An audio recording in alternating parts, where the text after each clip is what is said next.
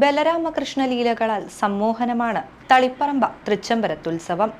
നിരവധി പ്രത്യേകതകളുള്ള 14 ദിവസം നീണ്ടുനിൽക്കുന്ന ഈ ഉത്സവത്തിൽ ആദ്യാവസാനം വരെ ഒഴിച്ചുകൂടാനാകാത്ത ഒന്നാണ് ക്ഷേത്രവാദ്യങ്ങൾ. ചെണ്ട, വലന്തല, ഇലത്താളം, ചേങ്ങില, ശംഖ്, കൊമ്പ്, കുഴൽ, മദ്ദളം, ഇടയ്ക്ക, തിമില, മരപ്പാണി എന്നിവയാണ് ക്ഷേത്രോത്സവത്തിന്റെ ഭാഗമായി ഉപയോഗിക്കാറുള്ളത്. ഇവയിൽ പ്രധാനപ്പെട്ട ഒരു വാദ്യമാണ് പാണി. കുംഭം 22-ന് മഴൂരിൽ നിന്നും തിടമ്പെഴുന്നള്ളിച്ചു വന്നാൽ പാണിക്കൊട്ടൽ എന്നൊരു ചടങ്ങുണ്ട്. തിടമ്പെഴുന്നള്ളിക്കുന്ന മേൽശാന്തി കുളിച്ചു വന്ന് അരിയളന്ന് പാണി കൊട്ടാൻ നിർദ്ദേശം നൽകും. തുടർന്ന് പാണി കൊട്ടും. ഇതിന് പിന്നാലെ മേൽശാന്തി അകത്തേക്ക് പോയി ജപങ്ങൾക്ക് ശേഷം മണിമുട്ടും.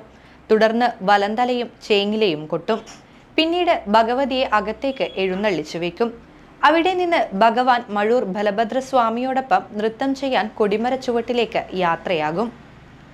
പൂക്കോത്ത നടയിലേക്ക് നൃത്തം ചെയ്യുന്ന ബലരാമകൃഷ്ണനെ കൊണ്ടുപോകേണ്ടതും തിരിച്ച് നീരൂക്കും തറയിൽ എഴുന്നള്ളിക്കുകയും ചെയ്യിക്കേണ്ട ഉത്തരവാദിത്തം അടിയന്തരക്കാർക്കാണ്. 3 തറവാട്ടിലെ അംഗങ്ങളാണ് തൃച്ചംബരം ക്ഷേത്രത്തിൽ പാണിമുട്ടാറുള്ളത്. മഴൂരിൽ നിന്ന് എഴുന്നള്ളിച്ച് വന്നാൽ നമ്മൾ പാണി കൊട്ടുക എന്ന് പറഞ്ഞിട്ടൊരു ചടങ്ങുണ്ട്. അതിൽ തിമിലയും ചേങ്ങിലയും അത് ഉപയോഗിക്കുക. അത് ഏതാണ്ട് ഇപ്പോൾ നടന്നു വരുന്നത് ഒരു 2 മണി സമയത്തിനാണ്. അത് മേൽശാന്തി എഴുന്നള്ളിക്കുന്ന മേൽശാന്തി കുളിച്ചു വന്ന് അരിയളന്ന് ബന്ധുക്കോലപ്പന അരിയളന്ന് ഈ അരിയളക്കുന്നതിൻ്റെ ഇത് ബന്ധുക്കോലപ്പന ക്ഷണിക്കുക എന്നുള്ളതാണ്. ഉത്സവത്തിന് വേണ്ടി ക്ഷണിക്കുക എന്നുള്ളതാണ്. അത് കഴിഞ്ഞതിന് ശേഷം മേൽശാന്തി നിർദ്ദേശിക്കും. പാണി കൊട്ടാനായി എന്ന് പറഞ്ഞാൽ നമ്മൾ പാണി കൊട്ടിയ മേൽശാന്തി അകത്തേക്ക് പോകും. അകത്തേക്ക് പോയാൽ അയാളെ ജപമെല്ലാം കഴിഞ്ഞതിന് ശേഷം മണിമുട്ടിയാൽ രണ്ടാമതുള്ള ആ വലന്തലയും ചേങ്ങലും ഉപയോഗിച്ചിട്ട് കൊട്ടും. അതിനുശേഷം ആ ഭഗവതി രാത്ത് എഴുന്നള്ളിച്ച് വെച്ച് ആടുന്നിറങ്ങുമ്പം മഴൂർ ബലഭദ്രസ്വാമി വന്നിട്ടാണ് പുറത്തേക്ക് വരിക. പുറത്തേക്ക് വന്നാൽ കൊടിമരത്തിലേക്ക് നൃത്തമായി. നൃത്തം ഈ നമ്മുടെ ഇടയിലെ അടിയന്തരക്കാരാണ് കൂട്ടിയിട്ട് പിന്നെ പൂക്കോത്തനയെ കൊണ്ടുപോകേണ്ടതും അതേപോലെ തിരിച്ച് പിന്നെ ഈ നീരൂക്കം തറമ്പിൽ എഴുന്നേൽക്കേണ്ട ഉത്തരവാദിത്തം നമ്മുടേതാണ്.